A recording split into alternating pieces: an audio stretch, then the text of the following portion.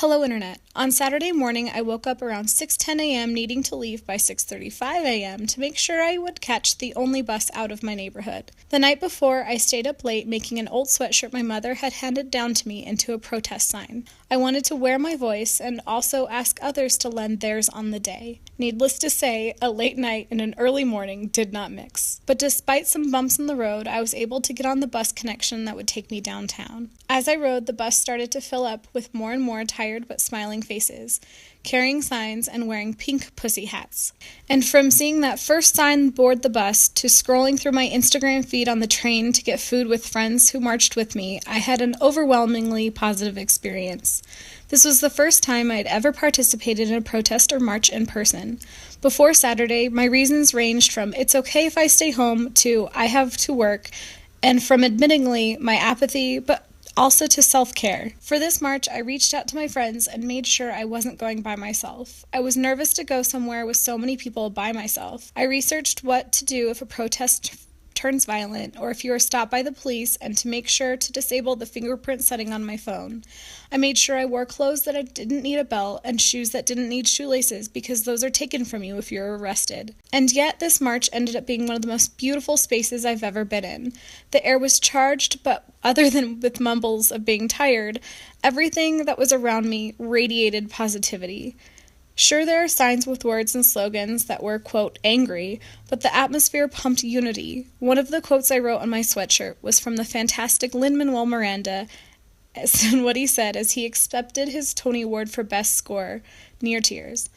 Love is love is love is love is love is love is love, cannot be killed or swept aside. Now fill the world with music, love, and pride. And while waiting and walking with what has been estimated both as over 100,000 and 200,000 fellow marchers, all I felt was music, love, and pride. And also chanting. There was some seriously awesome chanting.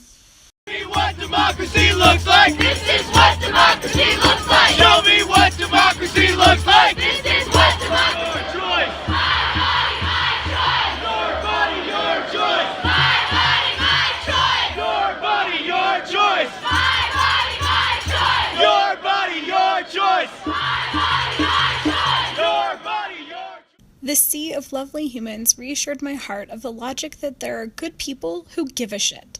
With all the talk of echo chambers leading us awry and gaslighting from people who are supposed to be our steadfast leaders, I found guidance and support from every soul in every direction.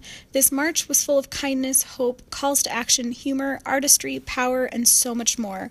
I stood, shuffled, walked, and danced shoulder to shoulder with people from all across the diversity spectrum. There were signs calling out for the support of women, people of color, the queer community, science, better healthcare, environmental protection, immigrants, refugees, schools and education, the arts, and I'm sure I'm forgetting something. There was just so much awesome to be taken in. It was a display of overt and purposeful intersectional feminism, and it made me crave more. It is truly impossible to encapsulate what this march felt like to me, but I think this video is as close as I'm going to get to it. I wanted to make this video both to share my experience with those who are willing to watch and to remind my future self what January 21st, 2017 sparked in me. So now I leave you with two quotes. One from Gloria Steinem's Viceland series Woman, which I included in part on the sweatshirt I marched in. I have traveled the world as a writer and an activist my entire life, and I can tell you that by confronting the problems once marginalized as women's issues, we can tackle the greatest dangers of the 21st century. From small villages to whole nations, we now know that the well-being of women determines the well-being of society.